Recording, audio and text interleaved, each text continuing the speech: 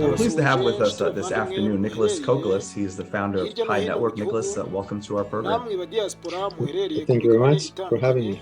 I'd like to begin with, kind of your thought as to what is it about Pi Network, if you had to explain it to a novice, that makes it unique and advantageous for crypto investors, crypto miners.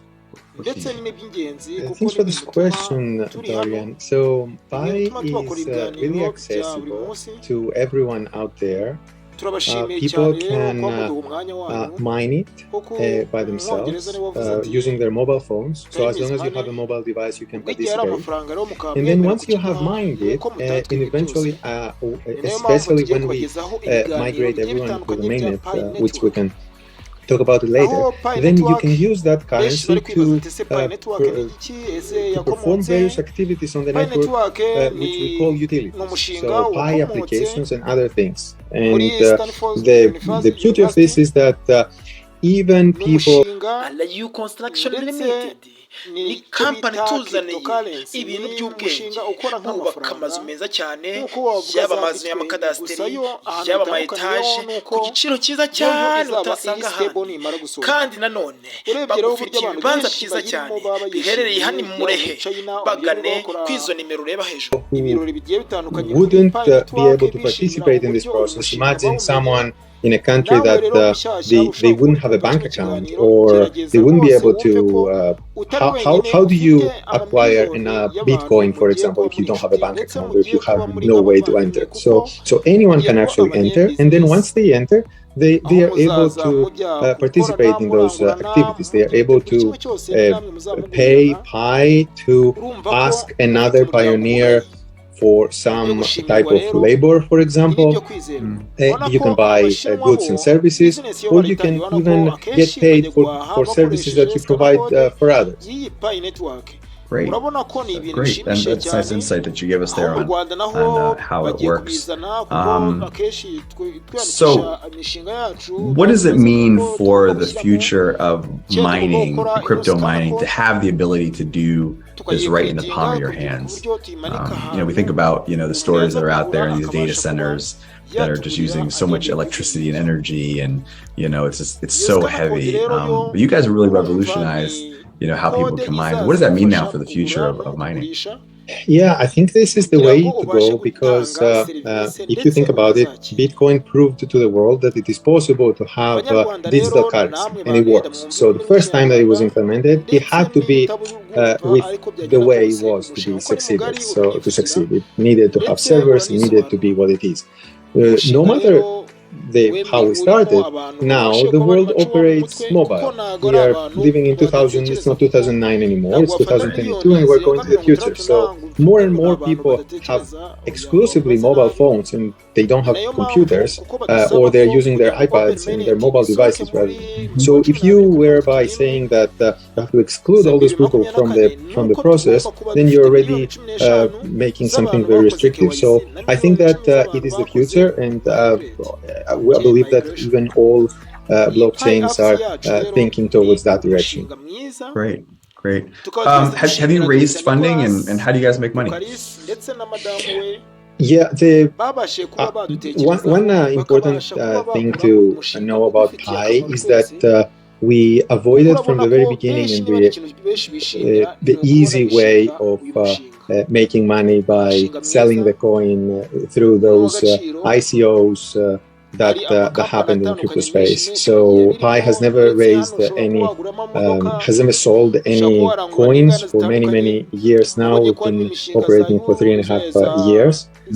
And this is an important aspect. We actually feel this is more natural, because usually for companies, they may be operating and creating utility and creating their business for several years before they can go on an IPO, and then all of a sudden having this unnatural early influx of cash can create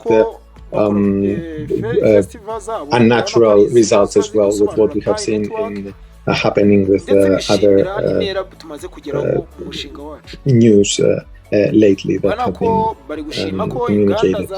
And in terms of Pi, we bootstrapped as much as we could, and eventually raised some money as part of a traditional Silicon Valley startup from private investors.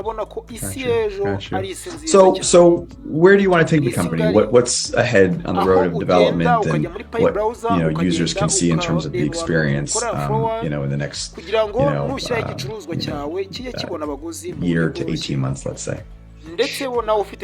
Well, the goal is to have a very useful, widely accessible cryptocurrency that can allow a lot of people to be able to take advantage of the new utilities of blockchain, and by that I mean there is a lot of innovation that happens with smart money. So once money can have some people call it smart contracts. There's multiple ways to think about it, but it's the first time in the world where you can have things like micro escrows or micro payments or other things that essentially creating a new era of possibilities in the world. So Pi is combining those facilities along with a large network of people participating to create something useful for the world. Specifically, that's for the longer term, as you said, a year and a half and beyond. In the meantime, from now until then, what's important is that we are currently in the process of completing KYC for the members of the network. So Pi is going to have millions of people who are crypto ready and KYC, then real people, real accounts on it. So we are currently in the process of doing this, and the goal is that once we have a large number of people who have initially KYC'd, to migrate their balances into their mainnet so that they can start exploring and using the currency. Gotcha. Final question.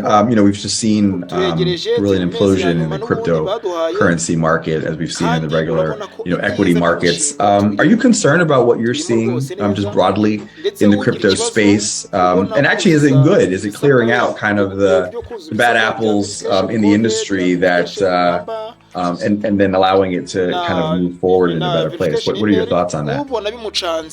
Yeah, well, it's usually an unpleasant thing to hear that any market may be going up and down. At the same time, it is a natural cycle that it happens over time, and we have seen it in crypto multiple times as well, that there is a cycle.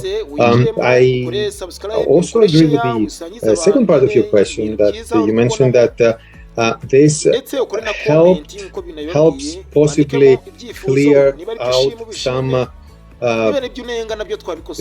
activities that are maybe happening with the wrong incentives. So things that are more less of pointing towards something useful, but more leading the world towards, let's say, games, financial games that they can trick people. That clears out the landscape.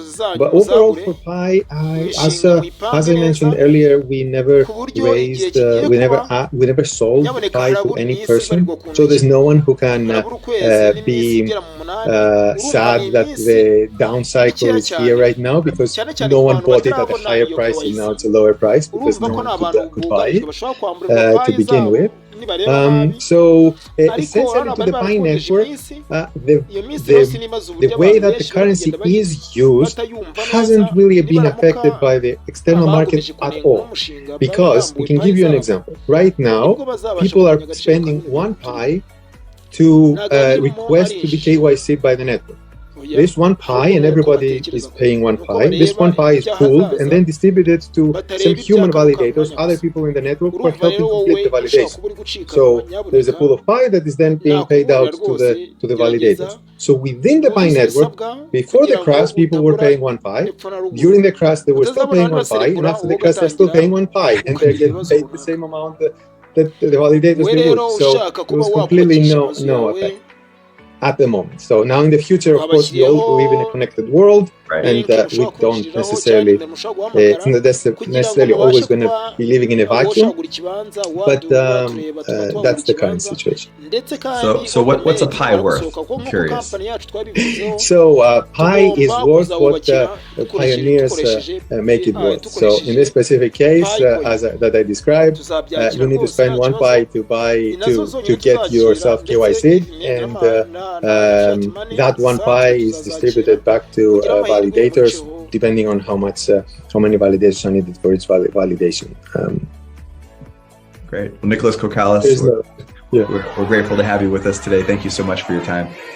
Thank you. Subscribe to our Pi Whales YouTube channel and earn Pi rewards.